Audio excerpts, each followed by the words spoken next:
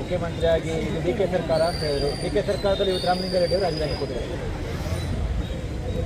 DK Shivakumar ಮುಖ್ಯಮಂತ್ರಿಗಳು, ಸಿದ್ದರಾಮಯ್ಯನವರ ಸಚಿವ ಸಂಪುಟ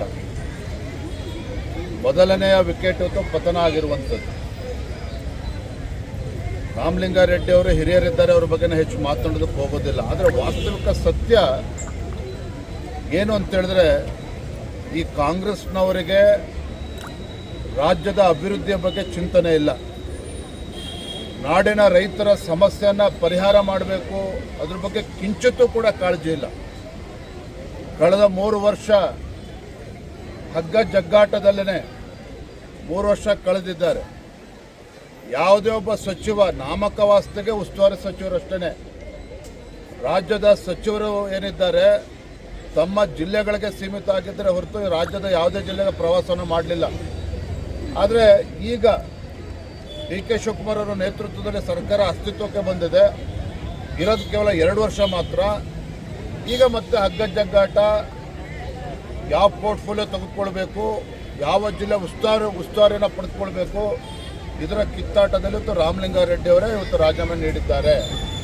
ನಾನು ಇಷ್ಟೇ ಹೇಳುವಂಥದ್ದು, ಡಿ ಕೆ ಶಿವಕುಮಾರ್ ನೇತೃತ್ವದ ಈ ಸರ್ಕಾರ ಏನಿದೆ ರಾಜ್ಯದಲ್ಲಿ, ಇದರಿಂದ ಅಭಿವೃದ್ಧಿ ನೋಡೋದಕ್ಕೆ ಸಾಧ್ಯ ಇಲ್ಲ. ಜನರ ಭರವಸೆಗಳಿಗೆ ನೀರೆರಿಯುವಂಥ ಕೆಲಸವನ್ನು ಅವರು ಮಾಡೋರಿದ್ದಾರೆ. ರಾಜ್ಯದ ಜನರ ಅಪೇಕ್ಷೆ ಇದೆ, ಇಂಥ ಬಡವರ ವಿರೋಧಿ, ಜನ ವಿರೋಧಿ ಕಾಂಗ್ರೆಸ್ ಸರ್ಕಾರವನ್ನು ಕಿತ್ತೊಗಿಬೇಕು.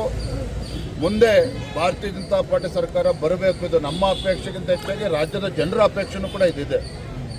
ಹಾಗಾಗಿ ಒಬ್ರಿಗೊಬ್ಬರು ಕಾಲು ಎಳೆಯೋದ್ರಲ್ಲೇ 2 ವರ್ಷ ಕಳೀತಾರೆ.